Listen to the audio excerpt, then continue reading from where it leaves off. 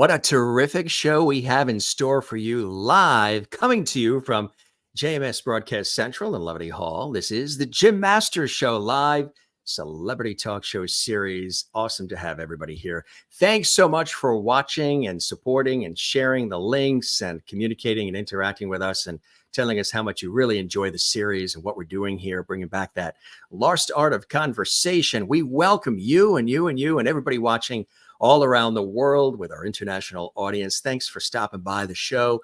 And we aim to please all the time with all these great episodes, including this one with our special guests. We have some really talented folks here. Chris Costello, wonderful actress, author, daughter of comedy legend Lou Costello, yes, from the Abbott and Costello beloved comedy team, is with us, coming to us from Burbank, California, and renowned actor, comedian, film historian, and even ukulele player. That's right. I did a little digging. I found that out. But he started with violin. Nick Santamaria is joining us here on the show. And we're going to be talking about, of course, Abbott and Costello and the love of that duo, but also Lou Costello and his life. And we're so excited to have an opportunity to do that. Hey, if you want to comment during the show while it's live, we are very interactive. Just subscribe to the YouTube channel, which is Jim Masters TV. And when you do that, you can comment in what we call the JMS Live Levity Hall chat room, which is right on the side of the screen. And you can interact with each other, say hello. Some of you are already saying who's on first. I can see that in the comments. We might even sprinkle a comment or two here on the show. We're a very interactive broadcast. So we encourage you to do that. And let's get things started. Of course, Abbott and Costello. I don't know where you are, everybody, but we grew up watching it on WPIX Channel 11 in New York City. Sunday afternoons, you were never going to miss the Abbott and Costello show. It was always a Sunday tradition in our house, the Sunday paper, the morning breakfast, and then Abbott and Costello, the beloved duo, and still talked about in such a fond way today, you know, which I think is terrific. A lot of people are sort of, you know, missing the days of yore and craving nostalgia and wanting to know a little bit more about some of the amazing people that they've always admired and that they've always revered. And of course, Bud Abbott, Lou Costello, they were magic together, right? In so many ways with television and film and stage work. And we are so honored to have an opportunity to really celebrate it with Chris Costello, daughter of Lou Costello, and with Nick Santamaria as well. And in addition to being a wonderful actress and so much more, Chris is a phenomenal author, and she has penned, if you've never seen this book, if you've not picked it up yet, I totally encourage you to do it. It's amazing. And there's different, you know, ways to do it. There's different forms you can get it in, but Lou's on First is really amazing. The tragic life of Hollywood's greatest clown, warmly recounted by his youngest child, Chris Costello. And it's also an audiobook too, narrated by Chris, and includes a bonus chapter. Here is the CD of it as well, 10 CD audiobook unabridged, includes the bonus chapter.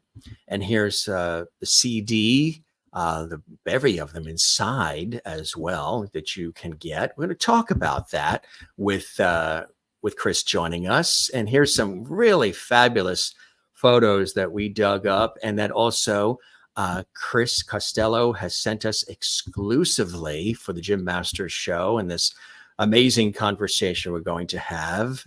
Some behind the scenes. If you love Abbott and Costello, you're going to be in for a treat. Now, our other noted and revered guest is funny man, film historian, actor, teacher, lyricist, author, and of course, as I mentioned, ukulele player, Nick Santamaria. And Nick has penned a book too as well, celebrating Abbott and Costello, which I think is really, really cool. This one here, take a look, a complete viewer's guide to the comedy team and their 38 films the annotated Abbott and Costello. We're going to tell you how you're going to be able to get these books and all the other cool things, paraphernalia, and so much more. So yeah, that's really cool stuff. Look at this too. Chris does a wonderful podcast on Q. We'll talk about all of that. And again, here are some other wonderful shots. You're going to see some really beautiful things that are going to take you back in time. Some things you may have never seen before. Look at that shot, huh? Really fantastic stuff. And there is the podcast as well. This is on Q with Chris Costello, and she's really, really terrific at doing that. And of course, we've got some amazing shots of Nick Santamaria. He's going to tell us about some of these. He's going to share some wonderful stories, as is Chris. There, of course, do you recognize who's on the left, right, with Nick? The one and only Mel Brooks. God bless him. He and Norman Lear and Dick Van Dyke are still with us today. Again, these are just some random shots. And look at this, too.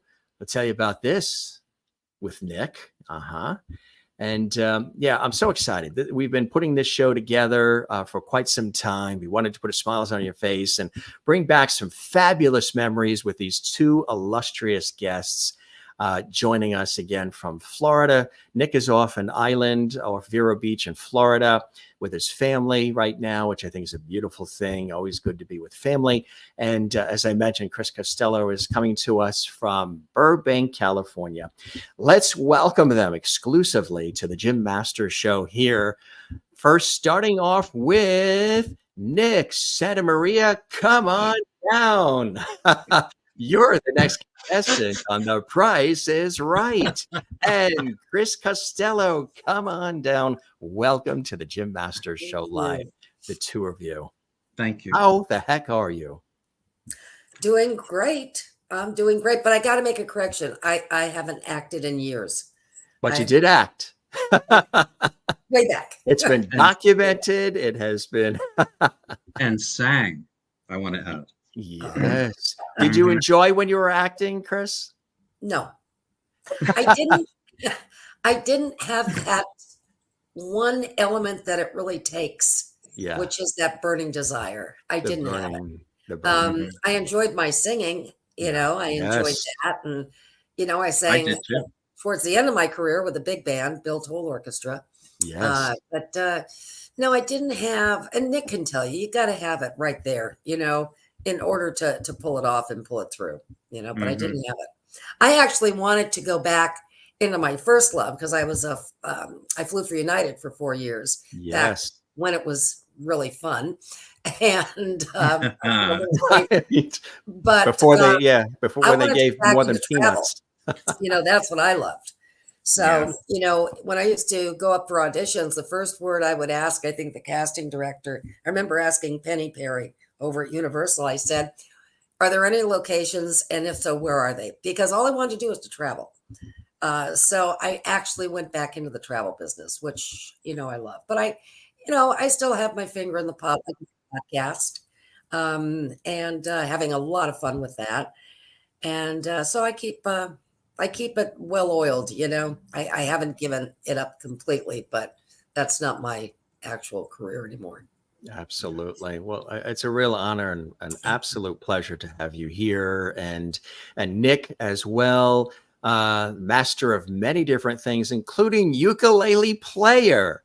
I am a ukulele player. Yes, I am. How have you been? And tell us a little bit about some of the cool things that you've been working on of late as well. Well, I'm doing very well. I'm here as a caregiver now to my mom. She's 92.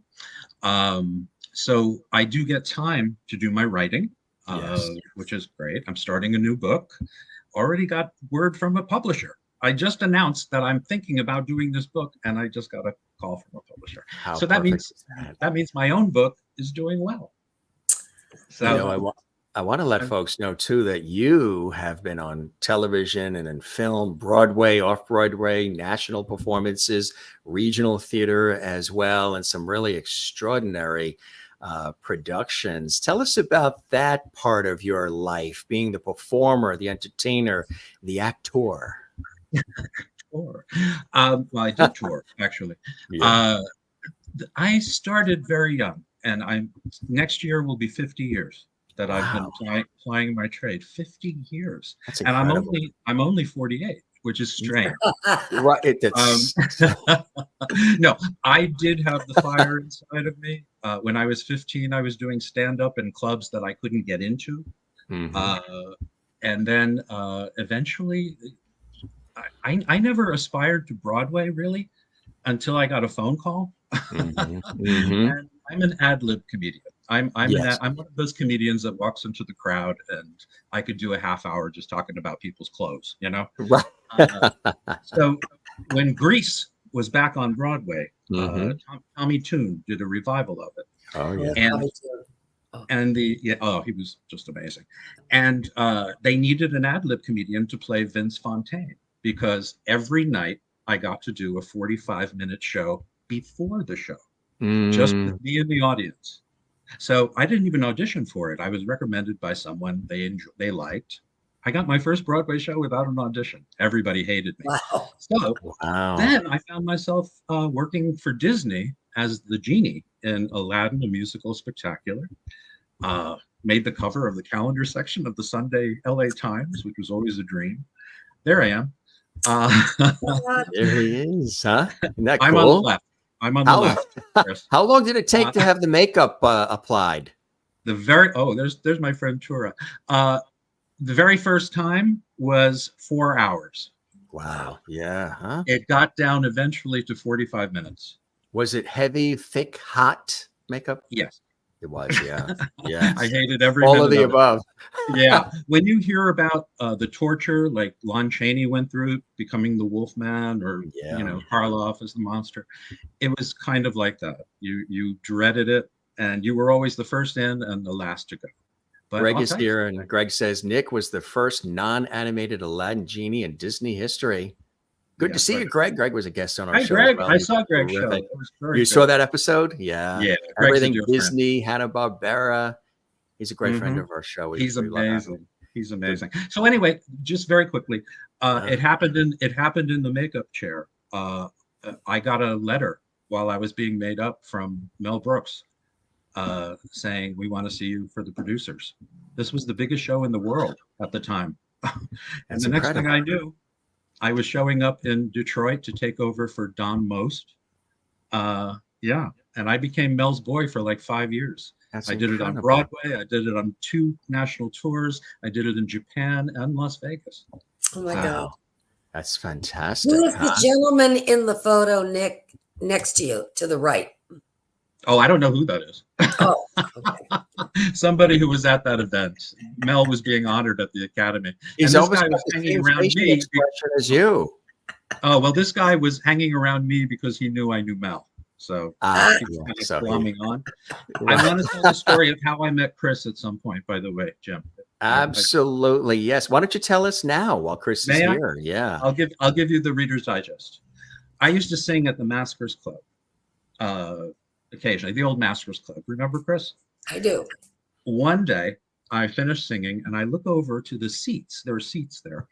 And there are Chris Costello and Lois Laurel, Oh, Stan Laurel's daughter, Mhm. having a conversation. Wow. Now, me being me, I kind of slipped over and sat right in between them. And I said, if anyone ever told me that I'd be sitting between Costello and Laurel, they would think I was insane. But we started talking, and Chris and I kind of, hit it off a bit. And she invited me to come see her that night at Century City, where she was singing with Bill Toll's orchestra. Anyway, Chris Costello, part Julie Wilson, part Lena Horne, and all herself. She has the most seductive, really beautiful, jazzy voice. It's still with me. This is oh 40 years. Nick, thank you. That You're is so so welcome. sweet. Thank It's you. so true. It's so Thank true. you. Well, anyway, here's the funny part of the story. I was standing off to the side in the VIP section, thanks to Chris, watching the show. And who should sidle up to next to me but Buddy Rogers, Oh, Mm, Buddy Rogers. the husband of Mary Pickford. Right. yeah. And the next thing I knew, I felt his hand on my butt. Ah, And I had to leave soon. I didn't even get a chance to say goodbye to Chris, but I hightailed it, boy. I hightailed it. So yeah, I was hit on by Buddy Rogers at a Chris Costello concert. That's That is so amazing. funny. Isn't that funny? Is hysterical. And you never heard that story, Chris, had you? No, I no, never told you that. Isn't that no, amazing? no. Nick's always been one of my favorite people. We don't see each other all that often, but one of my favorite people. When He's we my do see each go-to other. person. If there's two people I go to and I need the question answered, Nick is one and Ron Palumbo is the other one. Ron. That's incredible. Well, Chris, you know, we were mentioning in the introduction this love affair that people still have for nostalgia, of course, and I think even during the last couple of years with the so many people have been watching the older movies and the classic TV shows and just, you know, things that give them a sense of foundation and grounding and humor, of course, like music, is a phenomenal healer and a great unifier and a universal language. And the duo of your dad and Bud Abbott together, just hours and hours and years of enjoyment and pleasure for all of us. What do you think? What are some of the things that still resonate, and why do you think they still resonate with all of us all these years later? Well, I think that people, especially now, you know, in today's world, is they're looking for that comfort food. I think Abbott and Costello is comfort food for the soul, like chicken soup for the soul. Yes. It's going back into a past, a familiarity, such as what you were saying about watching them on WPIX, you know, on Sunday or Saturday morning. You know, the whole East Coast is Abbott and Costello territory. Absolutely. Anyway, California, not so much, because we lost a generation or two. But on the East Coast, they had Abbott and Costello constantly playing. So I think that the humor, it's pure, it's fun, it's slapstick. It's not making fun of somebody else. It's making fun of yourself. And there was an interesting comment my dad made, which I just saw in a newspaper clipping from way back when, where he said, you know, there's guys losing their jobs. They can't feed their families. They don't know if they'll be able to keep the roof over their head. Here comes a little guy like me, always getting pushed around and slapped around. And you know, it lifts them up. It makes them laugh. It takes them into like a better zone. And I think that's what Abbott and Costello will always be known for, is just getting you out of whatever zone you're in into a lighter zone, you know, where you can just laugh. You know, you can't beat that slapstick. You really can't. I think about what, excuse me, Chris, but I want to add this. I think about what Charles Lawton said about them. Charles Lawton suffered from depression. And when he was on the road, when he would feel the depression coming on, he would find the closest Abbott and Costello movie that was playing. And he would go and he would feel better. Exactly. Even Lois Laurel said to me and I tell the story over and over, of my dad visiting her dad at their ranch, and our ranches were not too far away from each other in the valley. And she said the two of them, my dad and your dad, would be trying to outdo each other in the jokes. You know, one had to try and outdo the other one. And Dad would stay for lunch, and they had a cook named Lillian who would be in the kitchen trying to prepare the lunch. She said the two of them, Stan and Dad, would be going at it with the jokes and the shtick. And she said her cook was in the kitchen hysterically laughing, where she could barely put out the meal, but you could hear her in the kitchen just screaming with laughter. And I think with Dad, it always made him feel good to know he could make somebody else laugh. That was so important to both he and Bud.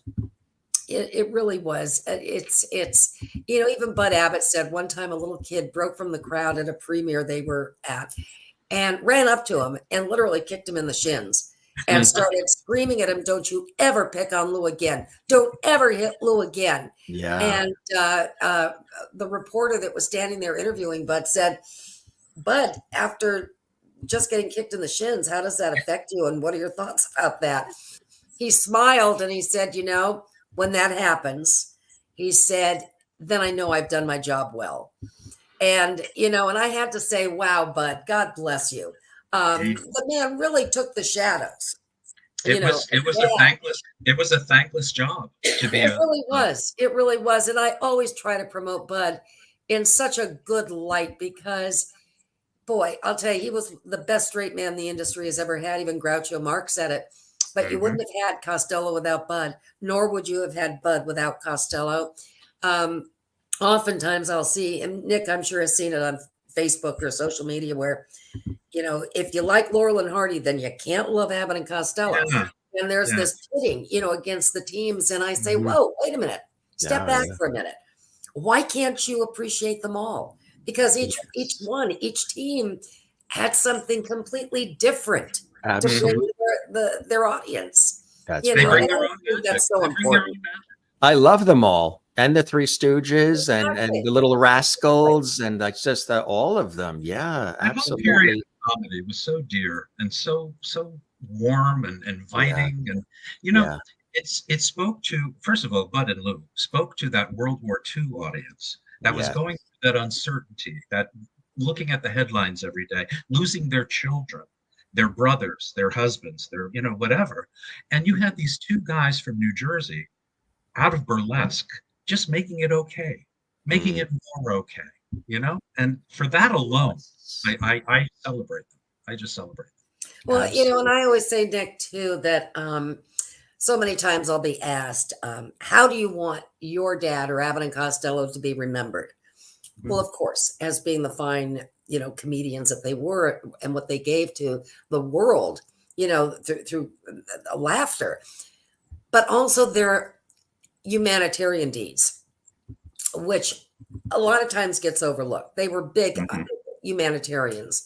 Both men paid for more operations of people they did not know, you know, because I think to Dad, there's an expression he had: long arms, short pockets. And money for him was to make somebody else's life a little bit better. And boy, and that's what he wanted to do. And you put a kid in the fray, that's it.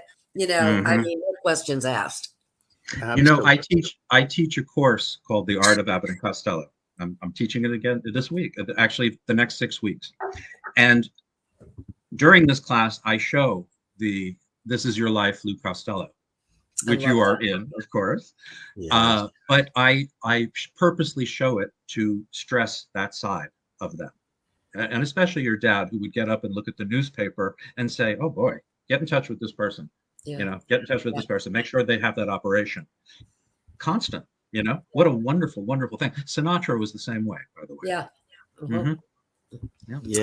That's really amazing. Matter of fact, for those watching, they probably already know as far as the acting background a little bit with Chris. She was in Code Name Zebra in 1987, the Colgate Comedy Hour in 1950, Behind the Burly Q 2010. I was in the audience. I saw you there. I remember that. You.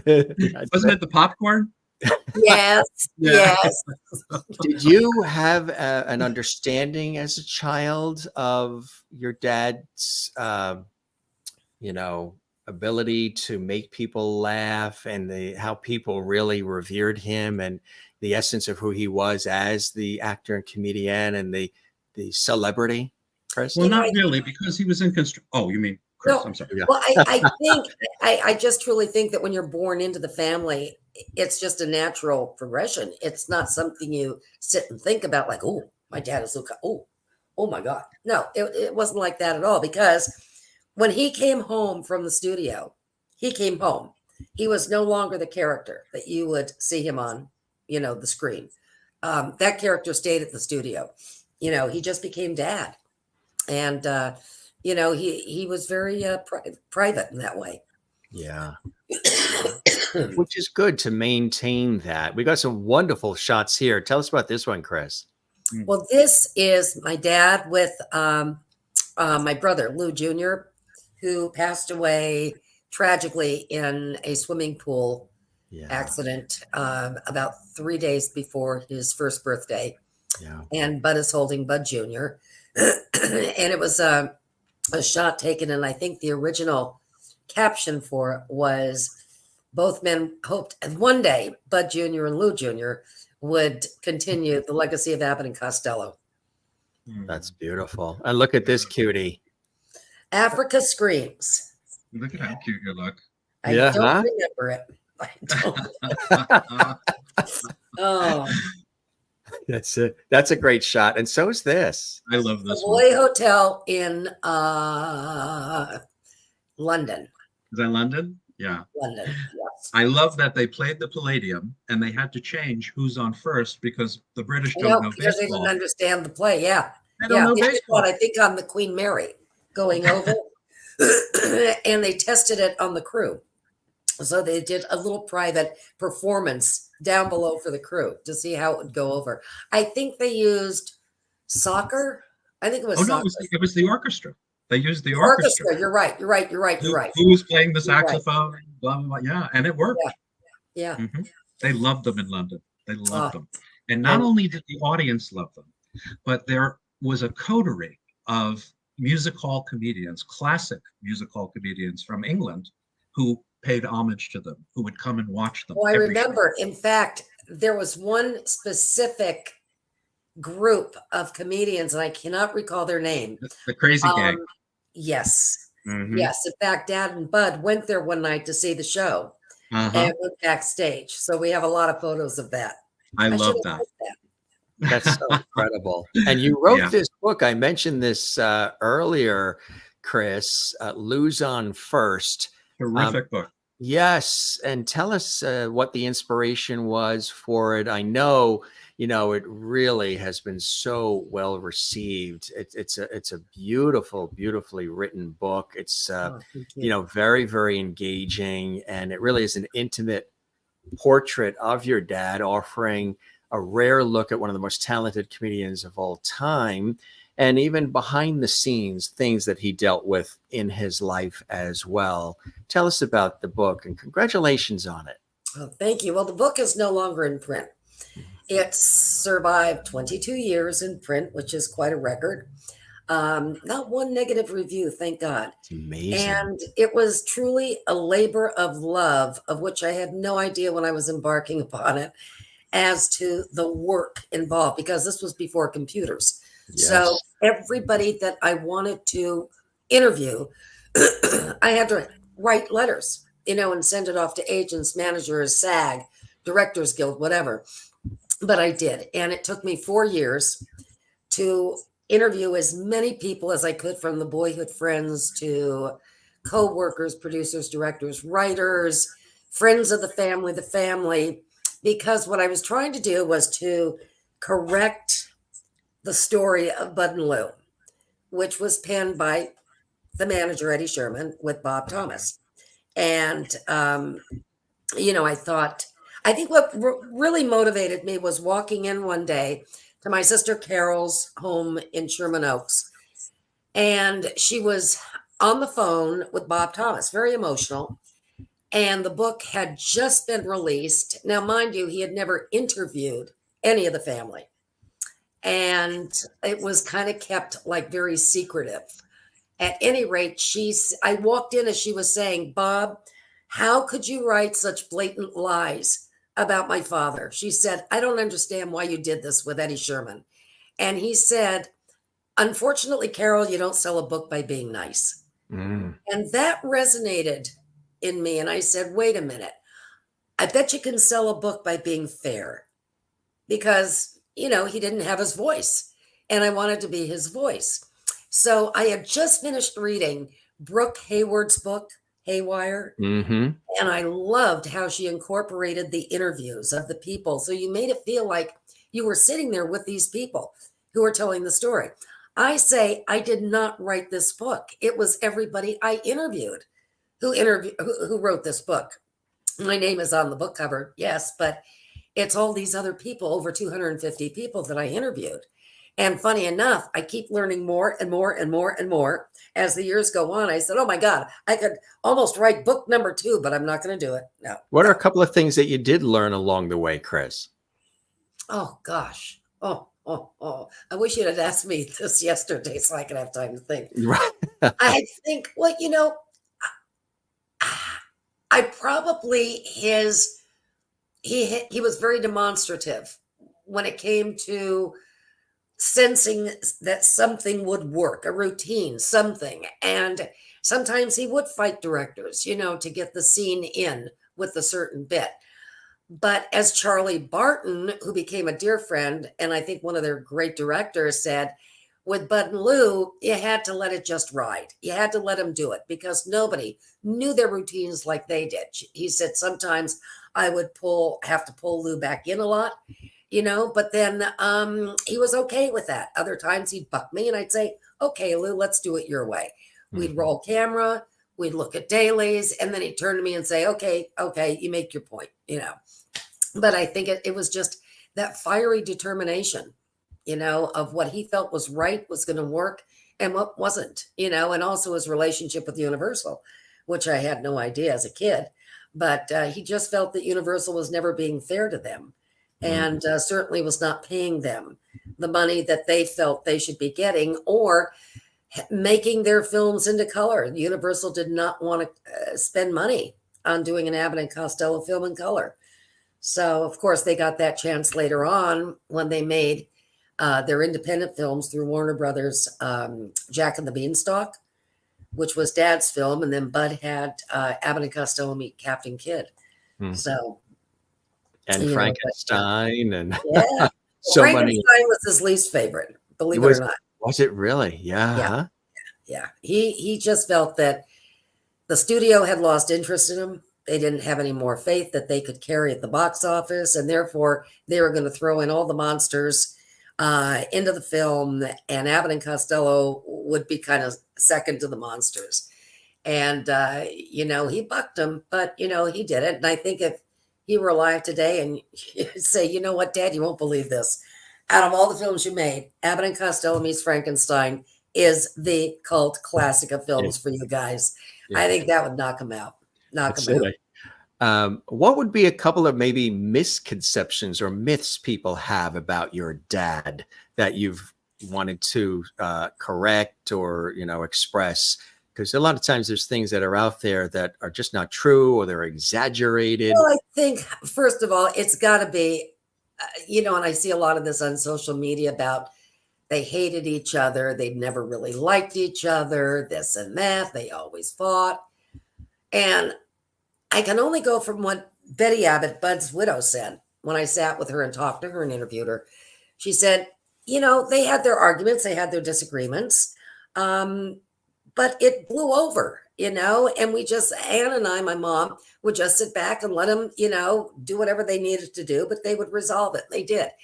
I think that what people forget is that these two guys were with each other for 21 years. As Bud put it, we saw more of each other than we did our own wives. We had our ups, we had our downs, but through it all, we were friends. And I think that's so important, is that any relationship, whether it's a husband and wife, whether, it's siblings, friendship, you're going to have arguments. So what? Big deal. It doesn't mean you hate each other.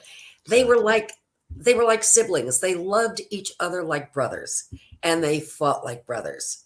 And that's all I can say. And I keep saying to everybody, you can have a fight. It doesn't mean you hate each other. If they had hated each other that much, believe me, they would not have been together for 21 years. Exactly right. And that's true. And it's so beautiful that you say it in such an extraordinary way. Would you say your dad was a happy man? I mean, we all go through things in our lives that sometimes are thrown at us and we have to deal with them, but yet then we have to go out there and put the face on and make others feel good and inspire them and make them laugh and take them away from their troubles. Would you say that for the majority of the life, your dad was happy, was content? I think my dad was naturally a very happy person, as long as he could help others. He was not one to put himself first. He was always putting himself last. But I think following my brother's death, I think that that zapped him. And, he closed off a little bit more because he didn't know how to handle grief.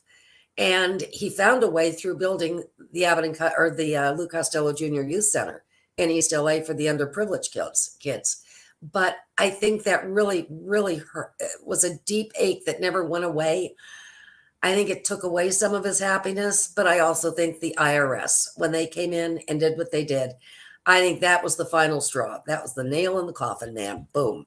Um, I don't think he ever forgot that, or nor could Bud, even though they were two separate cases handled by, their own attorneys. And, everything was paid off before their death. But I think that too, after what he and Bud did for the government during World War II, being so patriotic and so in love with their country, that that was a big slap in his face. But I think by nature, he was born as a very happy guy. Which absolutely, that shine through definitely in the performances. You celebrate and honor your father in such a beautiful way, and continually sort of maintaining the legacy. And you have created Abbott and Costello collectibles, and there's the website.com. Tell us about that, Chris. Well, it was just, we've got not just Abbott and Costello, but we've got I Love Lucy, one of my favorites, and W.C. Fields, some of the great comedy legends. But it was just a way to bring some of the product that we had out there under one umbrella. And, we do, really pretty good with it. And also we have the Abbott and Costello newsletter, which we're putting out, and it's in our 20th year. We've been going month to month, but starting in January, it'll be every other month. And Nick can tell you more about the newsletter than I can. I'm so close to it, but we've got some wonderful contributors that contribute to the issue, which is Jeff Salamondo, phenomenal researcher Ron Palumbo, Karen Winterfeld Cuccio, who does the Lou Costello's Patterson, and Joe Savoya, who does the Abbott and Costello trivia. But we spotlight. We'll focus on a subject. Maybe it's a film, a TV show, their Colgate years, burlesque, Kate Smith, whatever. And then we build that whole issue around that. And it's been doing great. And we've got over 6,000 members worldwide, and we continually grow. That's fantastic. That is really terrific. And Nick, you can add a couple of things to that, right? Yes. 4 plus 3, 9 plus 7 equals. I left my adding machine in my other pants. Oh, you've been talking to the IRS yourself? Please don't. And don't get me started about that, Chris, because I talk about it in the book. Yeah. Those boys raised over $80 million in war bonds. 83. Okay. 83. Do you know what that is in today money? Oh, yeah. Yeah, we're climbing close to almost, way over 100 million. Yeah. So how did the government thank them? By making them examples. And to this day, I want to spit every time I hear about this. It's disgusting. Mm. So there's a chapter in the book, and it's the chapter I slaved over. And Chris, you have to hear me out here. I wrote it, and I did not want you in any way to be offended by anything I say in this chapter, but it's about my relationship with your father, and it's called Lou and Me. And I talk about who he was, where he came from, the things he dealt with, and I just feel that Bob Thomas book was such poison. It created, just like Gary Crosby's book about his father, about Bing Crosby, he admitted that he had to soup it up with those stories or they wouldn't publish it. Mm-hmm. So it was the same thing with Bob Thomas, who was normally a friend to Abbott and Costello. Yeah. That's what I didn't understand. Is money that important? Yeah, money right? Talks. Same thing with Eddie Sherman. It was Good Night, Sweet Prince when he died and he was at the funeral, but boom, 2 years later, whatever, 3 years later, he starts, shifting gears, and it's the seedy part of Hollywood. Mm-hmm. It's sad. Yeah. And that movie was a travesty. It was a travesty. Well, awful. I know Sandy Hackett, Buddy's son. Oh, yes. I interviewed him once. Yeah. Well, Sandy believed that his father should have won an Emmy and that the movie was fantastic. And I was sitting there at dinner at their home, and I was like, I had to like stick my fist in my mouth because I thought it was the worst performance I'd ever seen in any movie. Did you notice though? Did you notice that in the movie, no one who was alive was portrayed? The reason being is that both families had we could have sued, and they were scared about that. We were trying to get an injunction, but we couldn't. But in fact, Joe Besser, when I interviewed him at his home, Toluca Lake, just 5 minutes from me, and Joe said to me, Chris, please tell me this is not going to be another Bud and Lou. He said, because if it is, I want no part of it. And then he got very emotional. And he said, I sat with this man, Bob Thomas, in my home. And I told him all of the wonderful things about Lou, but that's not what he wanted. He wanted the bad stuff. And I didn't have any bad stuff about Lou. And he said, and he got very emotional. He said, and a lot of people I interviewed asked me, please tell me it's not another Bud and Lou. Charlie Barton said he watched 5 minutes of the movie, had to turn it off. He said it hurt. It hurt to see that. Yeah. It was disastrous. It was horrible. But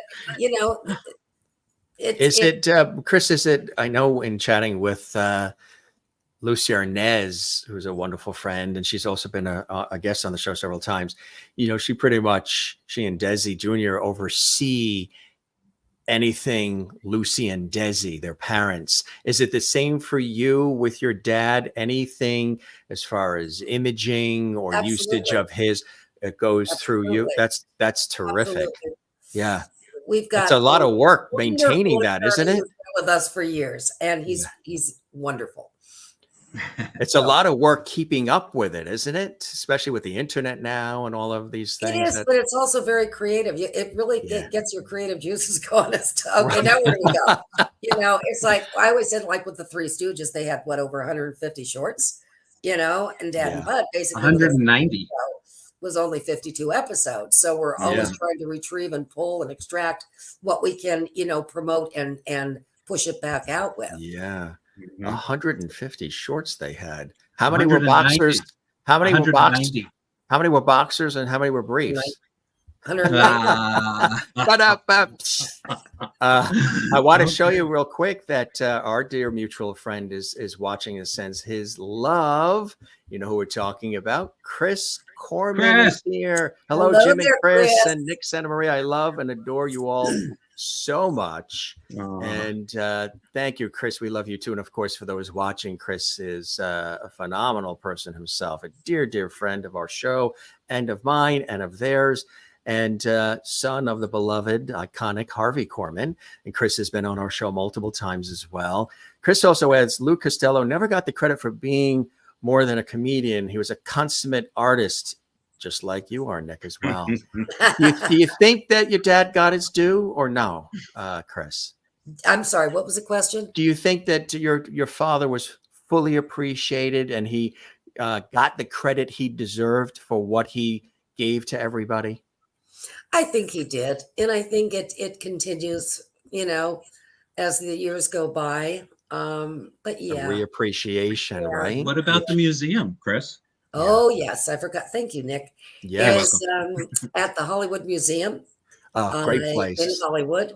There is an Abbott and Costello exhibit that will be running up until, I believe, January 28th. It's wonderful. It is run by this wonderful gal named Donnell Dadigan. Isn't she amazing?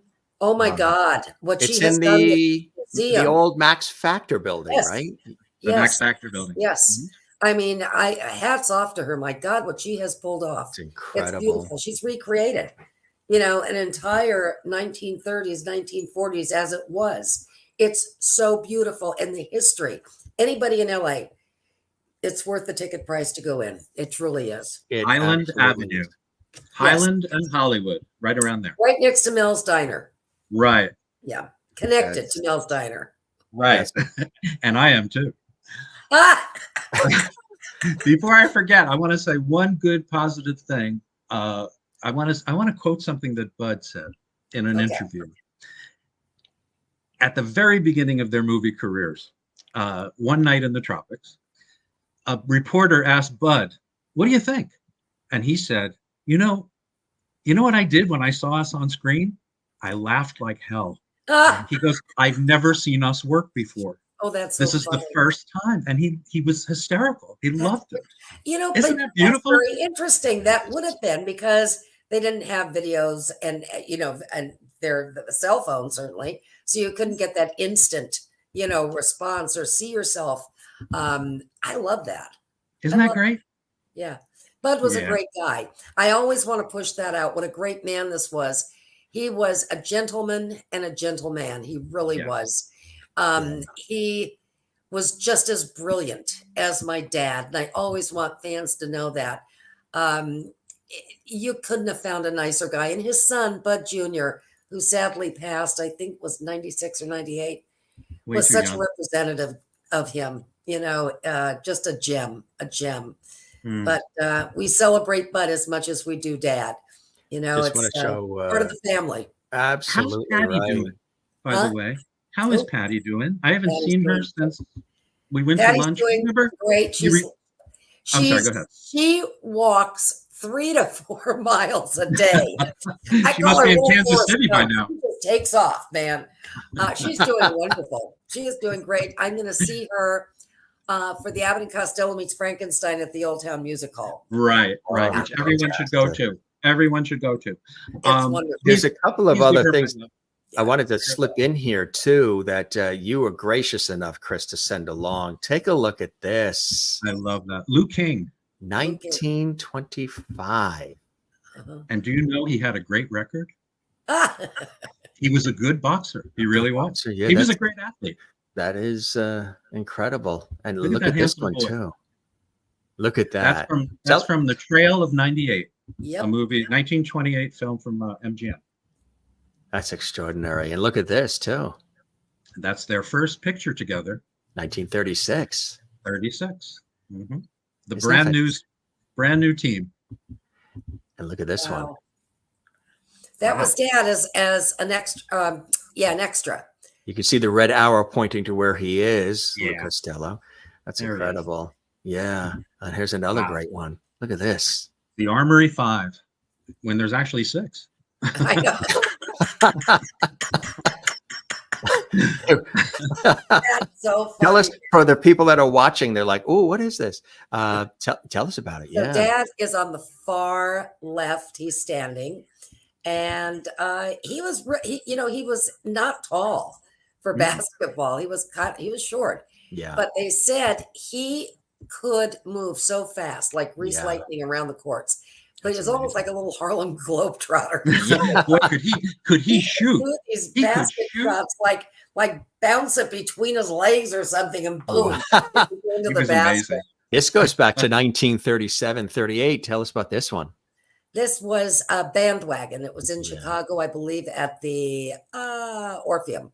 And this is 1950, Scotland, Glasgow. What a great shot this is. Your That mom- was your at mom's- right at my mom's relative's home because my mom was born in Scotland, and I'm out there with Dad on the steps imitating him.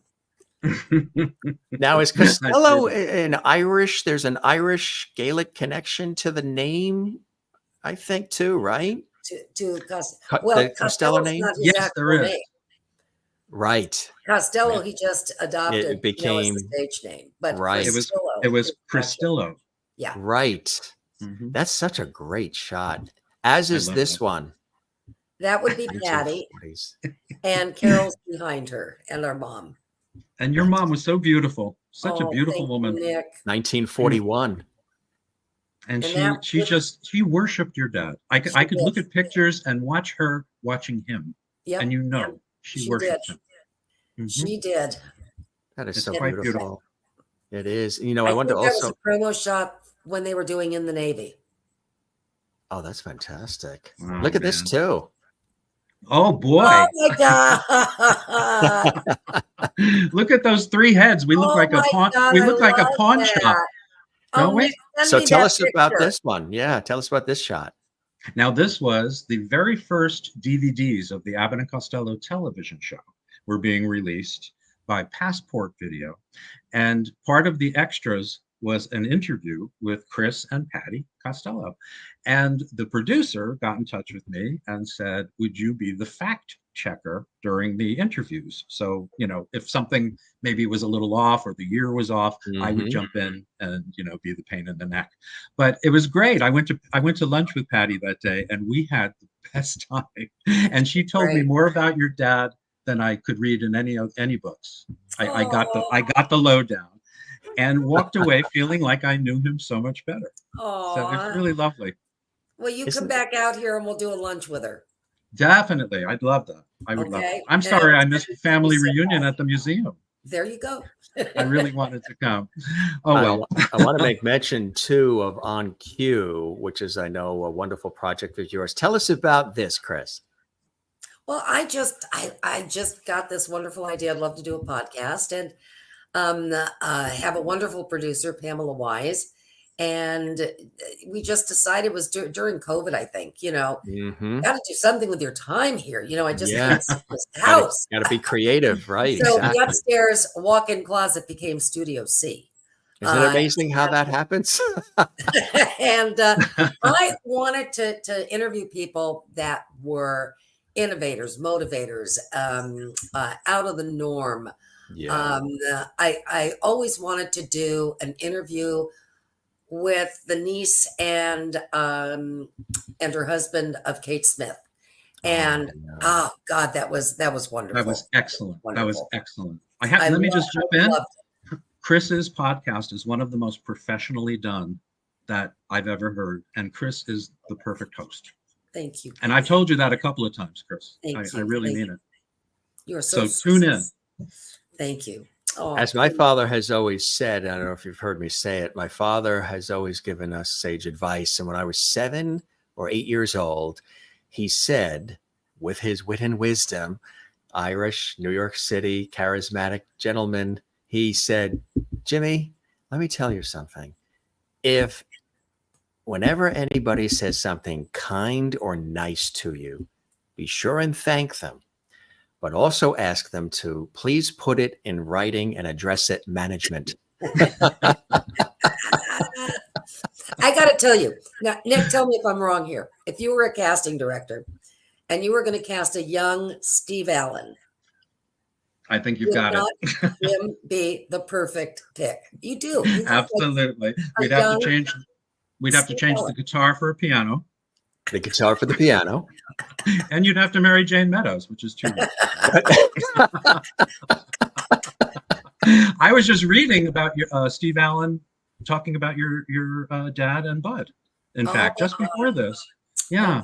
There's two things about Steve Allen. One is that he never appreciated who's on first because he couldn't overcome the contrivance of the setup.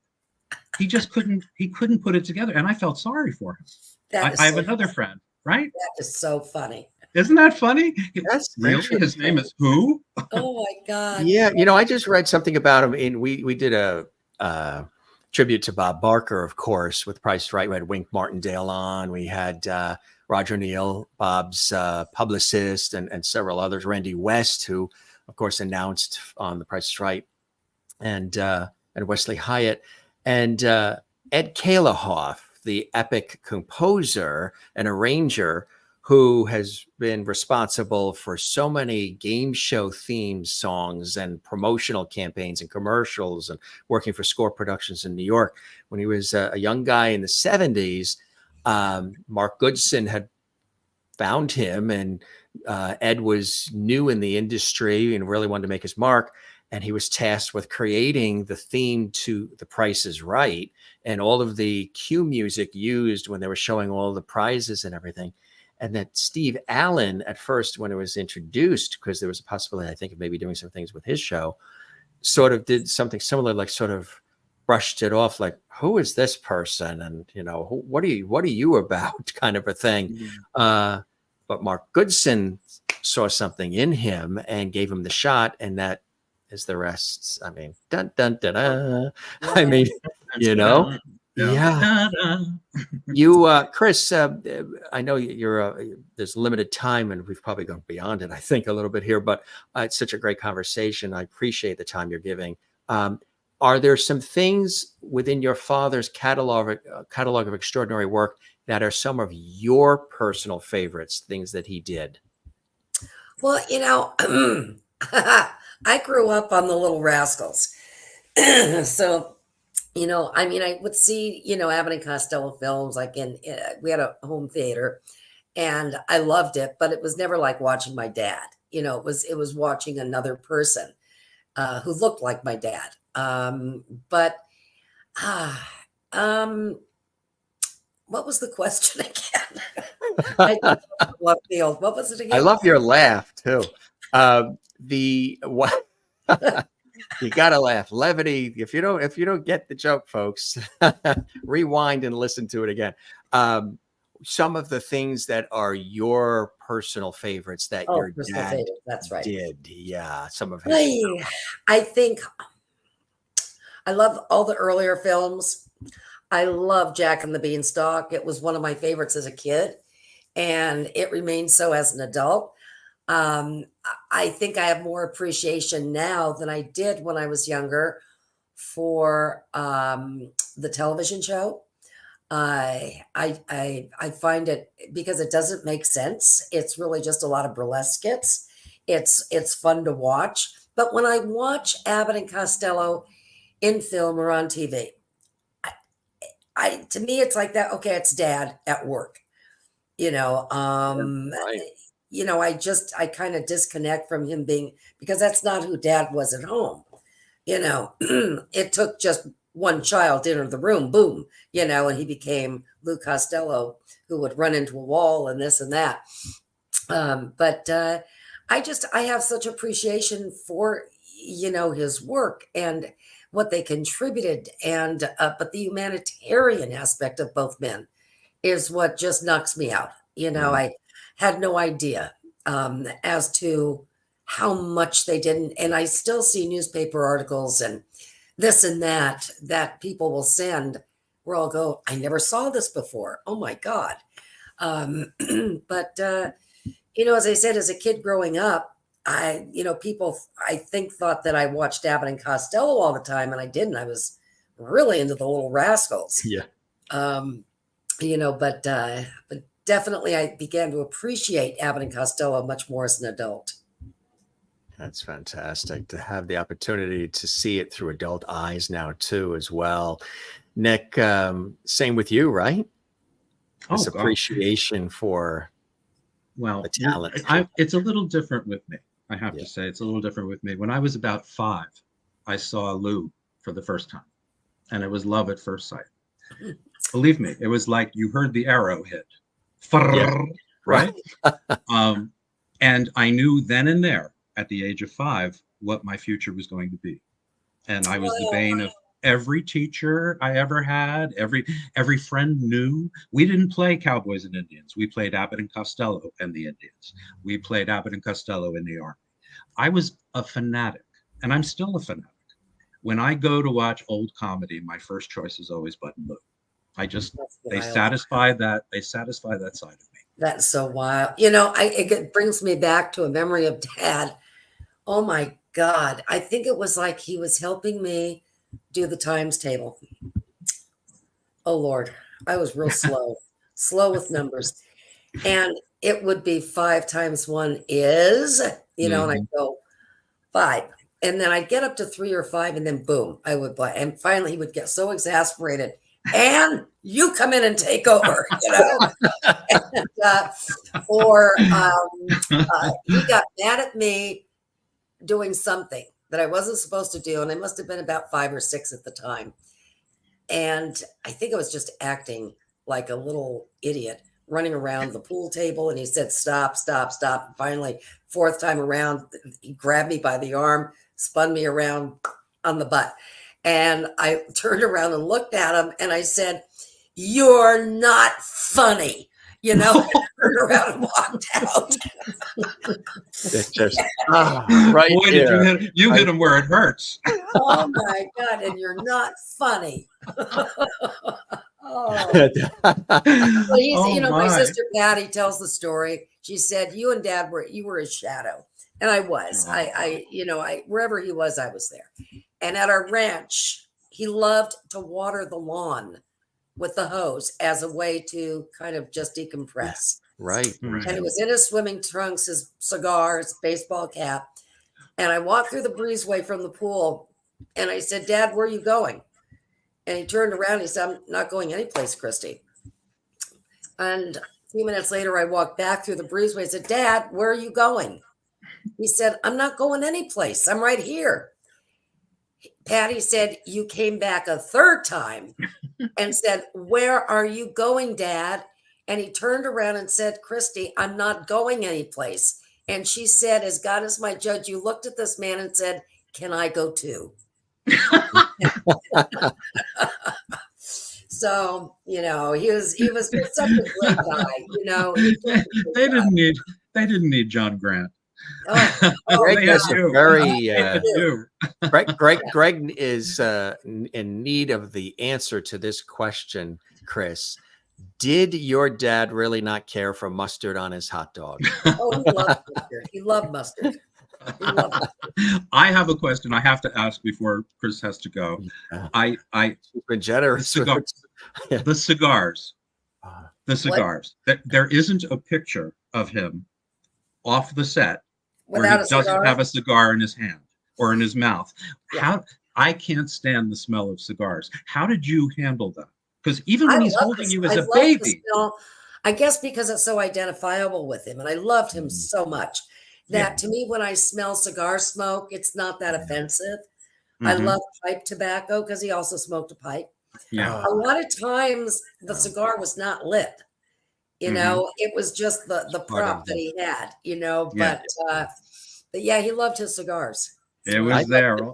I love the smell of a pipe as well. When my uncle, I like a pipe. When my Uncle Sonny had passed, my Aunt Kitty gave me my uncle's pipe. It was always sitting next to his chair. And it's this pipe that is got cherry wood and there's probably still a little of the tobacco remnants that are in. I don't smoke, but yet I love the smell of the pipe. I just love the look of the pipe, the sweater, the pipe, and soothing and warm, sort of that. I don't know. Well, right away you become a writer. Crosby look. It's just something. A writer. It's comforting, right? Yeah. Charles Schultz, the pipe, exactly. Yeah. But my plumber, the pipe. The pipe. So it always harkens back to Thanksgiving and things of that nature too, because the pipe would always be out and he would always have it with him. So every once in a while I just go, upstairs and I take that pipe out and it just brings back extraordinary memories, Yeah. My dad always carried a live turkey around and the smell of live. What? I'm kidding. Chris is like, where are the pictures on that? Chris, they come out of Thanksgiving. Something that the viewers might not realize too is that you've been involved in the airline industry for a number of years, right? Well, I flew as a stewardess when we were called stewardesses. Yes, you know who did that too, and she still does, and she was a guest. Debbie Campbell Lloyd, the daughter of Glenn Campbell, is a flight attendant and still is today. Oh my God. Yeah, still doing it. It's changed greatly. Oh boy. When I was flying, there were no security lines. And you got metal utensils and you got a choice of meals and coach. It was just a different time. Yeah. Never smoking in the back rows? Oh, yeah. You could smoke on planes. Yeah. Mm-hmm. Yeah. I remember when flying was sort of an elegant thing. Oh, sure. I got in at the tail end. People dressed up to fly. You dressed nicely. You behaved nicely. You were treated nicely. It's all gone. It's all gone. I don't fly anymore. If I have to go somewhere within the country, I drive. Good for you. Good for you. Yeah. It's different, because people get away with it because there's no consequences. That's the thing. And you bring that back, and I think you'll see a change. But I think the behavior of some people, oh my God. Yeah. What's You could write a happening? book on what you've seen and experienced, It's right? just, come Yeah. on, folks, you're better Yes. than that. You're better than Absolutely. that. Yeah. Time to grow up. Oh my Uh, God. Chris, I know that you've got to scoot off, but this I really, do, but I love being on the show, and I love talking with you anytime, anytime. Nick, you're always my favorite. I love Oh, you so please, much. Chris. I And love for you anybody too. listening, this book, you got to get the book. So it's wonderful. You're a great writer, and Thank you. I love you. Thank you. I love you too, and we'll Chris. talk about it with you, Nick, because we'll have you stick around just a little bit longer. And do you see another book coming at all for you, Chris? Oh God, no. Oh no. Is that the title? Oh I'm God, not- no. That would be a great title, wouldn't it? Oh God, no. No, Oh, I no. did it. I did it. But writing, and Nick can tell you, it's very lonely. It's very isolating. It's I don't Solitary. know. It's tough. But Yeah. Nick's a great writer, and he's got a great mind. So to Oh. me, it's putting that on paper and getting it out there because I love his writing style. Yeah. Thank you, Chris. I mean it. Thank you very I mean, much. you're And good. I'm a huge fan of your book. I hope you know. Well, I got it the day it was on sale. I bought Thank it the you day. so much. I love you so much. Mwah, mwah, mwah. Mwah. Love you, Chris. Now, Take care. how do I get off the? how do we do a graceful exit? Well, let me just sign off by saying, and I quote Bud Abbott with his toast, that may you live as long as you want, and may you never want as long as you live. I think that says it all. And it's such a pleasure being on your show, Jim. Chris, thank you. It was an honor and a pleasure to welcome you here on the show. And I'm, very, very honored that you were able to take this amount of time, stop by, share some wonderful memories and some laughs with us. And as I always say to all the guests, we're going to keep the porch light on for you. I hope the show met whatever expectations you had, and you enjoyed the time with me as much as I absolutely have with you. That is so sweet of you. Thank you. Thank you. Have a great day. My love to your mother. Thank Nick, you. Okay? And My love to Patty. Okay. I will. I'm going to be talking to her shortly. Yeah. And when I'm in town, we'll get together. Too. Yeah, that's what I was going to say. I hope when we're in the same area, maybe we'll get together for lunch. I would love to do that. That would be great. It would be a pleasure. Okay. Take care, Chris. Thank you very much. So much. So we will gracefully have you just sort of fade into the sunset. And are you going to help me fade, or am I going to be myself? That's an exclusive. She's going to fade right here on our show. No, completely. So we're going. She's. Next time we're going to have her by the swimming pool. We're going to have you we're going to click a little thing here behind the scenes. It'll remove you from the screen. And then you would just click exit studio. And then you will be out. Exit studio. Love. Okay. There she is. So we'll take you out first. So Where's that way. exit studio? Leave studio. Yeah. So we'll take you out first. So it's nice and smooth. Okay. And then you would hit leave studio and you're good. Okay. Chris Costello, thank you so very much. Thank you so much. Let's new friend made here. That's for sure. You be well. Keep in touch. Absolutely, we shall. You be well, and you take care. You too.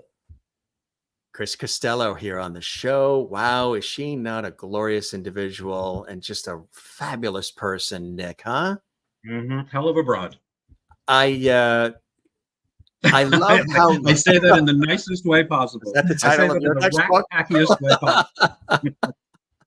I just, it was really, really fantastic. And I could see like the glow in your eyes too, when she was on talking about, you were very engaged in what she was saying as well. And so now I want to talk a little bit more about our friend, Nick Santamaria, because Nick himself has had an extraordinary career, as I mentioned, in film and television. The Producers, Jelly Bean Jungle, The Buffalo Bill Show. Bill Show. Wow. That's just Tommy Toon's Grease, as you mentioned. In regional, you've done The Odd Couple, of course, Aladdin. Just some of the things that you have done, but also you're Biffle and Schuster. Biffle and Schuster. Yes. We also have look at this too. Real Men. and Real Men. That's my show. Tell us That's a about show. that. This is an off-Broadway musical written with Paul Lewis Muller and my writing partner, and it's a musical about. It's a musical comedy review about being a man in the 21st century, and it's 28 original songs, and there's puppetry involved, and it's just an all-out great show, That's if I may say fantastic. so. Look Yeah, at this thank shot too we have. May God bless. May God bless. Red Skelton. What was it That's like right. meeting him? It was like, you have no idea. These comedians, to me, if you know me at all, if you went to school with me, if you saw a picture of Red Skelton, you would think of me, because that's how heavily I was into these people. And they were all old or dead when I was a young person. Yeah. So I was trying to get my friends involved with these dead people, or people who were like in their 70s or 80s. So I went to see Red when I was 20, and at a college, Claremont College in California. And afterwards, I went backstage and talked to him. I got his autograph, took the picture, blah, blah, blah. But he gave me some very strange advice that I had to look up later why he did. He said to me, I always used to go in with, do you have any advice for a young comedian? And he said, very seriously, he said, for every year that you study your comedy, study law, because they're going to screw you. Mm. Now, are you thinking the same thing I'm thinking? But are you thinking of Jim Aubrey at CBS canceling everybody because it was the wrong demographic? He was still in the top 10 and he was canceled. So he still held that grudge that many years later. Yeah, I had always heard that. Yeah, I had always, that's something I'd always heard. Here's another great shot. Look at this. Those are the Ritz brothers, the fabulous Ritz brothers. Harry became a buddy of mine. That's him on the left. Harry was one of the most influential comedians of the 20th century. Mel Brooks, Sid Caesar, Jerry Lewis. I mean, you can go on and on and on. And they all credit Harry as their main inspiration. I grew up loving the three Ritz brothers, and I was about to move to Los Angeles. I was living in Florida with my family at the time. And I saw in the newspaper, oh my God, an emergency signal. Sorry, that was my phone. Do you want to check and read it? Do you want to read the emergency? Weather thing. These weather things come through. It's Florida, you know? Oh, right. Yeah. Yes. Hurricane. So I saw an ad in the paper about a week before I was going to leave for Los Angeles, and it said, coming in March, this was January, coming in March, the Ritz brothers with Alan Jones, the singer from A Night at the Opera and A Day at the Races. So right away, my comedy, radar went up and I went crazy, and I canceled my flight and I stayed and saw the Ritz brothers all 5 shows and went backstage and the whole bit. And I just became like a part of them, which was unthinkable at the time. I never thought I'd meet them. And sure enough, there they were. So cool, huh? Yeah. I mean, these legendary comedians. As much as you are this fabulous performer, actor, comedian, and all these other incredible things as an entertainer, you are a serious classic film historian or television as well. Tell us about that side of your world. Boy, that's an interesting side. By the way, I just want to say to everyone, if you send me a friend request on Facebook, I do a daily column where I talk about Hollywood history and all things like that. So if you're interested, that would be great. As a child, this is not a happy story. As a child, I was extremely neglected. Let's put it that way. I was the 3rd son. And then a girl came a year later. So I was sort of like old news almost immediately. So I kept trying to find ways to show my parents that I was interesting, and I would hear them talk to their friends when their friends would come over or the family would come over. And, when the adults would have coffee and cake and the kids were out playing, I would stay and listen. And what they responded to most of all were reminders of their favorite childhood stars when they were kids during the Depression. So I'd hear stories about Eddie Cantor and the Marx Brothers and Laurel and Hardy, blah, blah, blah. And I thought, that's the way to break through. Now, being me, I took it to the extreme, and it backfired on me because then they started looking at me like I was freakish. I'd have pictures, in my room and everything. My dad called my room the morgue because 90% of the people on the walls were dead. We're already. gone. Yeah. Right. So it became an obsession with me, and it is to this day. I'm still super curious about those days. I love writing about it. I love sharing. What's the time period? Is there a stretch of decades and years that you have a real keen thirst for and interest in? I would say that my favorite period of film is 1928 to 1934. And what is it about that period that really just grabs you? Well, the 1928 part of it is the last days of silent film. And the last days of silent film were glorious. They found it. They knew how to do it. Everything was perfection. Mm-hmm. And then sound came in, and it's like almost like it was crippled. Everything was like pulled back again. You had to keep the camera stationary, and you had to put the microphones in the plant, but those movies are fascinating in themselves. And then you had the pre-code films, the pre-censorship films, which were a lot more adult and, believe it or not, a lot more fun. So that period is very fascinating to me. But everything up until like 1960, I'm pretty expert on. I could tell you, quite a bit about. What are your favorites? Do you have personal? I mean, it's hard to narrow them down. They're almost like children. But what are your personal favorites if you had a top 5 for you? Okay. Well, I would boil it down to this. My favorite leading men were Cary Grant and William Powell. Those two. I love Gable. I love Cooper. I love all of them. Cagney, even George Raft. But those two are my favorite. As far as comedians, I break it down to silent comedians, Chaplin. I don't think anyone tops Chaplin at all. Even the sound comedians.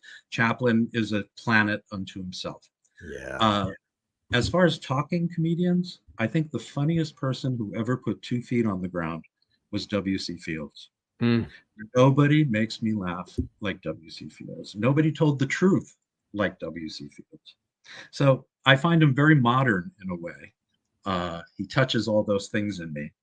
And then comedy teams. I break it down to comedy teams. People get mad at me because I prefer Abbott and Costello only slightly over Laurel and Hardy. But like Chris was saying, I'm a New Yorker. I'm from the East Coast, and Abbott and Costello resonate more with me. Yeah. Yeah. So you grew up with WPIX 11 showing it, right? Oh, it was a staple on the weekends. Yes. Yes. I used to. Yeah. That was Sunday, every Sunday. But before that, Jim, and you're probably too young to remember this, on Saturdays for a while, they used to show an Abbott and Costello movie at 10 a.m. and then again another one, a different one, at 2 p.m. So there was an entire summer I did not go outside on Saturday. You were. You were. And then Sunday came along, and I used to go to, I used to pretend to go to 10 o'clock mass. Instead, I go to the deli and get a hot dog with mustard, read the Daily News, the Sunday Daily News. If you're listening, he didn't mean it. It's just he loved Abbott Costello that much. So go easy on him, sir. I didn't know you had a direct line. I would have talk about fiber optics. But I would pretend to do that, and I'd get home just in time for Bud and Lou, and that was my real church. That's it. I tell you.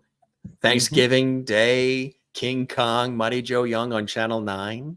Son of Kong, and also Laurel and Hardy and Babes in Toyland. March of the Wooden Soldier. And then 11 would, I think, not Thanksgiving, maybe around Easter time, Denny Kaye, Hans Christian Andersen. Oh, I love that. They would always, you don't see that as often as you do like Wizard of Oz, or you don't see it. Yeah, some of these traditions, huh? Yeah, they stick with you. We all knew those songs as kids, Yes. Well, we've had conversations. I've had a lot of different people from television, which I love. Working in it, and we've talked about the theme songs and the jingles and all the things. Whether it was commercials, whether it was promos for the stations themselves and the networks, whether it's the theme songs to all of the beloved TV series, the dramas, the soap operas, the game shows, all of it, the news programs. you used to be able to hum to them, sing to them, and you would actually look forward to them as much as sometimes you would the episode. And it also set the stage for what was coming up next. You knew when you heard that theme to that particular show, the Dick Van Dyke Show, you knew that it was exciting. It's like, okay, we're ready. What about F Troop? I think of F Troop. F Troop. Yeah. Or what's the other one where they show the Addams Family? The Addams Family. Yes. Yeah. All of it, even the cartoons as well, you know. Yeah. And so much of that has disappeared. You don't have it. Yeah. You know, things just pop on the screen with the first scene, and you don't have the buildup. You don't have the feeling established right away. Do you miss that? It's almost like an overture. It's like the overture before the show. But I'm going to go further than that. You're talking about something, yes, that's very real. But I'm talking about Broadway as well. I mean, I'm a Broadway guy. And Broadway now, I dare you to find a musical that has a tune you can whistle or hum or take out with you. I feel like everything's become kind of atonal and not as friendly as it used to be. I don't find it as welcoming anymore. And television is the same way. You know, instead of a theme, you got like a beat, a drum beat behind it. You know what they're saying. Yeah, just okay, fine. But I can't think of anything that's on right now where the theme is sticking out, where I remember it and can tie it to a specific current show that's on now. Could you think of a TV show that's on now and on any network that the theme is making you think of the show? I can't think of anything. Just the classic 60 Minutes, which was ingenious, but that's about it. That's always, you know. My mother does the same thing, by the way. That's it. You know that alert on your phone is Karen Owen. So great to have you here. Welcome to the Jim Master Show Live series. You're a Lovity now as well. The test was, that's correct. During that time that we got the test, that went out to every cell phone across the country. That was a national test for all the cell phones. Just they're testing the emergency broadcast system. Right, right. I remember that. Remember that from TV? That used to scare me when I was a kid. Yes. One of my better impressions. But this is a test of the emergency broadcast system. That's it. This is only a test. Only a test. Really? Back when they used to sign off and sign on. You just Greg misses. By the way, I want to say hi to Vic Martino. Greg, thank you for coming. Greg misses Walter Cronkite's teletype theme. Oh yeah, Vic, great to have you here on the show. I hope everybody that's with us will stop by and binge watch. We have almost 1,000 episodes of the series, the Jim Masters Show Live Entertainment Lifestyle Celebrity Talk Show series. Folks from Hollywood and television and film and Broadway and music and comedy and sports and culinary arts and life as well. And that's just me. And that's just this week. Vic says he's relating to this conversation 100%. I absolutely love that. My friend Lawrence, Fine Tuck, and myself are really enjoying this conversation because we totally agree with everything being said. LOL. That's fantastic. That is great. I would imagine that Lawrence probably gets complimented when he makes his bed because it's such a fine tuck. Or it could be a facelift. Let's not forget that. There you go. Right. Exactly. Cheyenne Smith and everybody. Hi, everybody. Tell us, we have to talk, about the book itself, which Chris glowingly praised. Mm-hmm. Now, you're in sort of like a blurred fifth dimension or something there. It's I don't know why. The way you're focused, but everything around you, it's like he's in an undisclosed location. He's in the witness protection program, and he's only coming out to play for the Jim Masters show, and then after the show, it goes back to blur. We actually had to get a judge to consider that, and I'm more in the witless protection. It's different. Eyewitness news. The eyewitness news. When you see news, run. This is the book, my beautiful book. I'm so proud of it. So tell us about this book and what you hope readers get out of it, and what's the takeaway, and what was it like, writing it and compiling everything? Okay. It was a Sorry, suggestion we've by run out of time. Thanks for joining us. No. Thank you. That only makes me like you more. I appreciate that. Don't You're forget, welcome. put it in writing and address it management. I will. I'm going to send it to WNEW, New York. There you go. Okay, so this book, Matthew Coniam, my co-author, wrote a wonderful book about the Marx Brothers called The Annotated Marx Brothers. Now, the Marx Brothers only made 13 films. Yeah. And Matthew's other favorite comedy team is Abbott and Costello, but they made 36, but 38 when you count Lou's solo film, The 30-Foot Bride of Candy Rock, and The World of Abbott and Costello, which was a kind of a half-assed Robert Youngson thing, like a golden age of comedy. It wasn't very good. But anyway, Matthew felt, as I did, that Bud and Lou really never get the full consideration that the others do. Laurel and Hardy are considered classic and this and that. Stan is considered a genius. You can go on and on. But Abbott and Costello, they're considered really also rounds for the most part. And I'm learning this now, basically. And we wanted to bring them up. We wanted to show the world that their films are just so entertaining and their artistry is just so blatant that you can't ignore it. You just can't. Like was said before, Bud Abbott was not only the most sought after straight man in all of burlesque, but later became the greatest straight man of all time. Lou was lauded by no less than Charlie Chaplin, probably the greatest of all, as the best comedian working on the screen. So here was Lou's hero calling him the best on the screen. I mean, that is quite something. Yeah. My main thing is that they came up from burlesque, which was considered a lower tiered form of entertainment. It was lower than vaudeville, certainly lower than Broadway. But these two guys, these two mugs from New Jersey out of burlesque are suddenly the biggest movie stars in the world. I mean, think about that. It's an incredible story. It really is. So I'm hoping that people will find this curious and get the book and read up on it, because it's all there. It's all there. It's all there. There's also another one too that we wanted to pop up and show, and there's this. Oh, Biffle and Schuster. Yes, tell us about this. Okay, this I'm very, very proud of. Will Ryan, who is were he alive today? He died a couple of years ago, sadly. Were he alive today, he would definitely be on your show. He's a voice artist at Disney, and I can go on and on. Yes, he became one of my best friends, and we put together we both play ukulele, we both sing, we harmonize, and we thought, let's become a comedy team from the 1930s. And we did. We became Biffle and Schuster, Benny Biffle and Sam Schuster. And a producer, writer, director by the name of Michael Schlesinger said, why aren't we doing a film? And we're like, oh yeah, okay, let's do a film. So in 2012, we shot the first Biffle and Schuster movie. It was called It's a Frame Up. And then a couple of years later, we get a call and he says, let's do 4 more.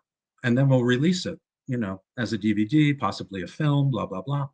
So 2 of my main dreams came true in one fell swoop: to star in a film, any film. I've only co-starred or done bit parts. And number 2, I always wanted to be part of a 1930s comedy team. Sure enough, it's all there. It's all there. And I dare you to say, people show this to people to fool them, and they fool them. They think it's from the 1930s. So they think it's the real deal, huh? Mm-hmm. Yeah, you'll see. I mean, if you get the thing, it's available on Amazon. It's very reasonable. There are 2 hours of some of the funniest outtakes you'll ever see. We have H.M. Wynant in it. Chris Wallace, who was an Academy Award-winning special effects guy, works on Bride of Finkelstein, which is a horror movie. Yeah. Robert Forster, Academy Award nominee Robert Forster, who passed away a couple of years ago, plays a prominent part. Uh, Danny Roebuck, who recently was in the Munsters reboot. Yes. He's in a couple of them. You know, so we have, it's really wonderful stuff. If you love the old two-reelers, this is for you. That's fantastic. Congratulations on all of Thank that. you. And again, sharing. Look at this too. Oh boy, I didn't know you had that. Yes. This is your I've- life. I've done over 250 audiobooks. Yes, you have. Yeah. Mhm. Yeah, This is, yeah. yeah. You enjoy doing that? I loved it. And I'll tell you why. These pulp novels that I've specialized in, I mean, I've done other stuff, but mostly pulp novels from the 1930s and 40s. The characters are so much like old movies Right. that I go back to my Rolodex, and if there's a gangster, it's Sheldon Leonard. It's all right, you two, out you go through the door or out the window. It would just come out, you know. If there was a British flyer, it would be like, "Hello there, how are you? It's certainly good to see you." You know, it'd be so they're full of stars. Yeah. Yeah. That's incredible. Here's No, another it's one we dug up in the archives here. Oh my God. Oh my God. That's the producers in Las Vegas. Yeah. That's me and David Hasselhoff as Roger Debris. I'm so glad they chose that picture for the Yeah. that's also the Sunday Las Vegas paper, the entertainment section. That's incredible. That's a He was- classic. And then this too. Tell us about this. Okay, that's Biffle and Schuster. That's my partner, That's the Will one. Ryan. Right. Yeah. And this is a picture by Mark Vieira, who was the assistant to George Harrell, the great Oh, Hollywood wow. Yeah. photographer. Yes, he came on the set one day and took these pictures. So yeah, that's Biffle and Schuster. That's incredible. Thank you. That is awesome. Very proud of it. Oh my goodness, those two reprobates. That's Marty Short and Jason Alexander, even though they're both short. Mhm. There's a lot of comedy in the two of them. Yeah. you're telling the me. three of you. I mean, geez. Well, I was called a comic genius by Marty Short, and I wear it like a badge. I can see it's the feather in the cap you're wearing. What are some things you're working on now? Well, right now I'm teaching via Zoom. I'm teaching a course on Abbott and Costello, but I've taught many courses about comedy and live television from the 1950s, the musical film. I do a lot of that. My new book is I'm thinking tomorrow. It's a history of comedy teams and their films, not just Abbott and Costello, but many and some you've never heard of. And then a critique of each of the films. I've already been called by a publisher, and I'm freaking out. It means somebody knows I'm writing. It's a nice thing. Usually, I was going to say my voice just trailed off there somewhere into La La Land. Usually, you have to chase them, but they came to you, huh? It was very nice. It was a very nice thing. So I'm looking forward to writing that book. And I'm the type of person that, since I've been performing for almost 50 years, Yeah. I can watch, let's say, a live Colgate Comedy Hour starring Abbott and Costello or Martin and Lewis or any of them. I could look in their eyes and tell you what they're thinking. Really? I could listen to the delivery and tell you what they're trying to do. Like Bud is trying to lead Lou in a certain direction. Sometimes I catch Jerry whispering something to Dean that we don't hear. It's just fascinating. It's fascinating. But I take my performing experience and skills and I use it when I'm discussing the classic comedians. I have an inside track that, say, another historian might not have. They might only have facts, but I have more than that. I like to think anyway. Well, you have a curiosity, you have a passion, you have a thirst, and you have a respect for it, the craft, the art, how it was done. You realize that it takes a lot to pull it off. And I say that's one thing I say to everybody when they'll say things like, Jim, you always make it look so easy. And that's something that, you develop that. And sometimes, it could be natural as well. But one of the things about it is the understanding of all the elements, the pieces of the puzzle to make it work, to make it happen. So as much as we enjoy the end product, we also appreciate and are curious about how it all came together and how they Journey. were able to take a shoestring and turn it into magic and deal with things that happen, props falling down and sets and illnesses and all the things that make it crazy and nutty and wacky and frustrating, but we love every second of it. Every second of it. Talk to Chris Corman. I mean, his dad Oh yeah. Yes. had a lot of experiences like that. What's Yes. interesting about Chris for me, Chris Corman, is that he tells me that his father was not really proud of those moments when they would break up. No, actually, I think people find that surprising. He wasn't a fan of the breakups with the Tim Conway. And I think he said he learned to appreciate it somewhat in retrospect, but as they were happening, because he was so classically trained, but the reactions were so spot on that his father gave to Tim's craziness. And even Carol Burnett too, who always tried to stay, within just when Tim would go off, he was a genius. He really was. He was wonderful. Just to be able to, he just could take nothing. And Wayne Brady is sort of like that too. He can just take nothing and turn it into a whole storyline, which is, I miss the Rodney Dangerfields, the Phyllis Dillers, and some of them just quick, bing, bang, boom. You can't even get a breath from the first one. And here they are zapping you again with more. It's crazy. But all of the stuff's archived. You can go check it all out. And YouTube is my neighborhood. It's become. I was going to That's why I do the series on YouTube.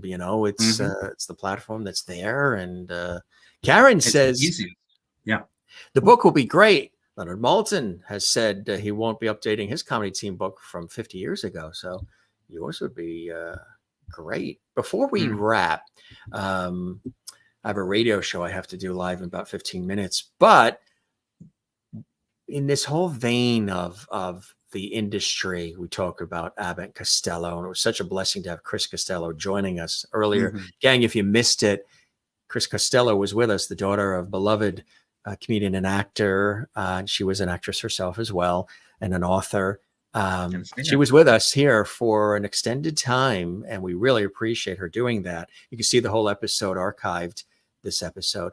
What are some of those joys and blessings in your life that keep you moving forward and doing what you do as a fantastic funny man, a film historian, actor, and all the wonderful things that you do, celebrating and reveling in this industry we are blessed to be in? That's true. That's true. I'm one of those people that pretty much gave up watching television on a regular basis, like around 1979. I felt like I had better things to do. Damn, that was you? Yeah, that was me. Remember me? But anyway, I did keep up with show business, and I do because, let's face it, it's my business, and I want to know what's going on. But my heart belongs to the past.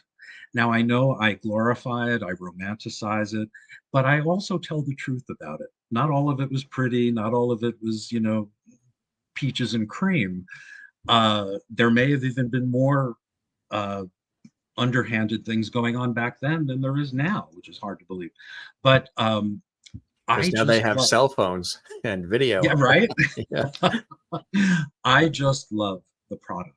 I love the product that came out. It's just so wonderful. Well written and well well cast, and the music and formed, simple. Time was taken. Yeah. And innocence in a way. Yeah. And to be honest with you, if I watch a movie from 1933 and then watch a movie from 1973, the 73 movie is usually more dated than the 1933 movie, which I find very fascinating. Interesting, right? Yeah.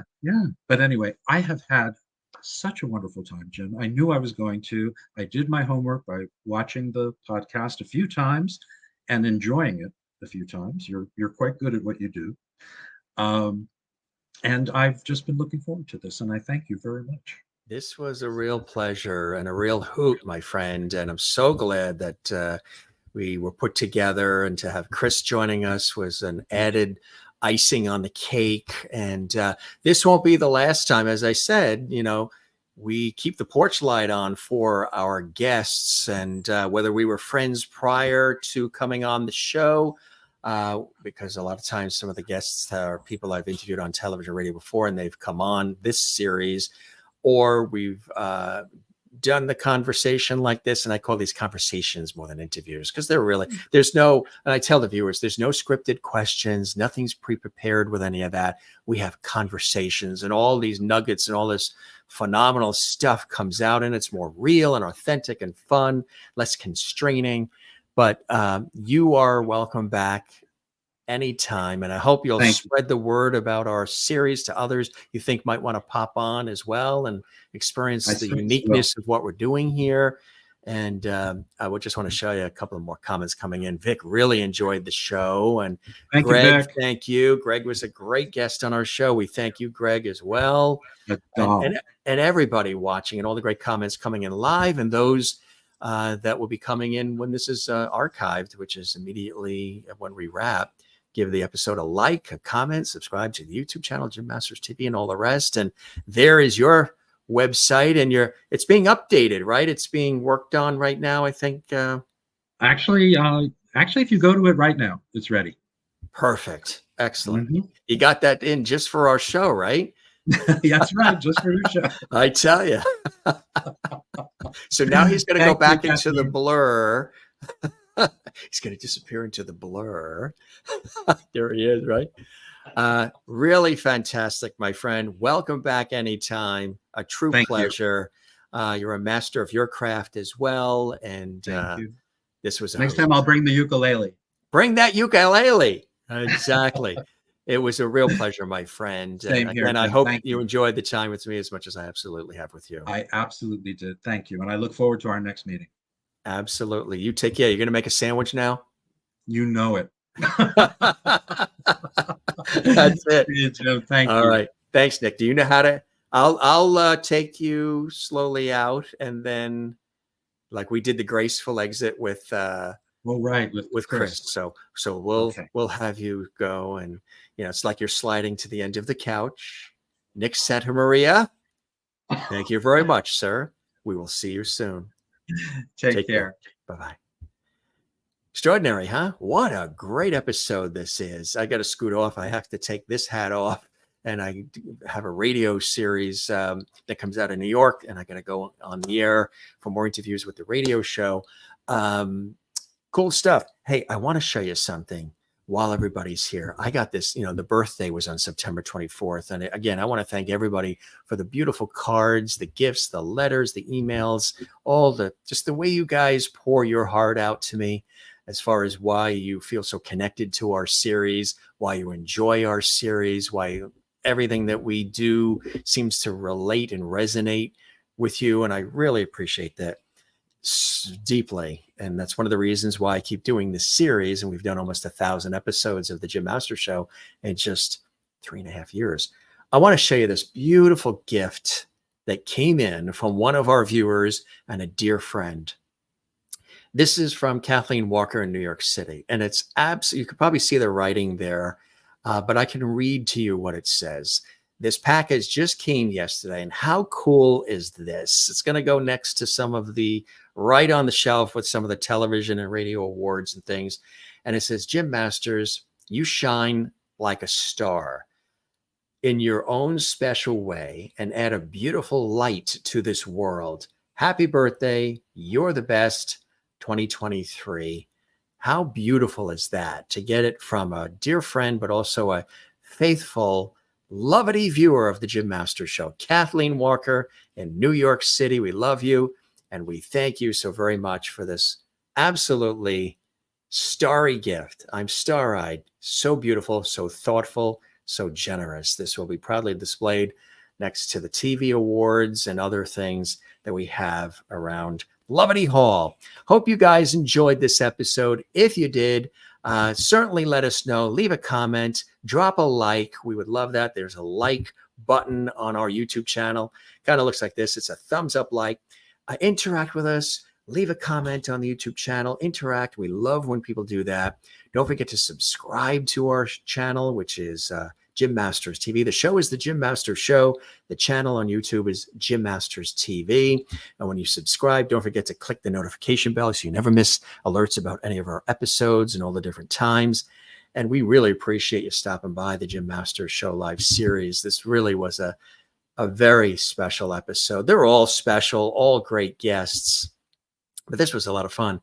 Going down memory lane with Chris Costello and Nick Santamaria in style, celebrating Abbott and Costello, and so much about Hollywood and television and film, and so much more. Special guests, daughter of comedy legend Lou Costello, Chris Costello, and actor, comedian, film historian, and ukulele player Nick Santamaria stopping by the Jim Masters Show live series. We love you all. Thanks so much for being with us. Always a blessing. Stick with us if this was the first time you joined us here on the Jim Masters Show live series. You're welcome back anytime. Spread the word about our series to everybody you know.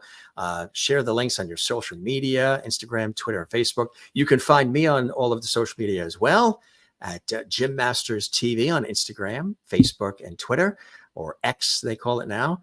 And stop by and say hi. We love that. And Kathleen, thank you as well. And appreciate that. And yes, Kathleen, thank you for that star. That was such a beautiful, thoughtful gift.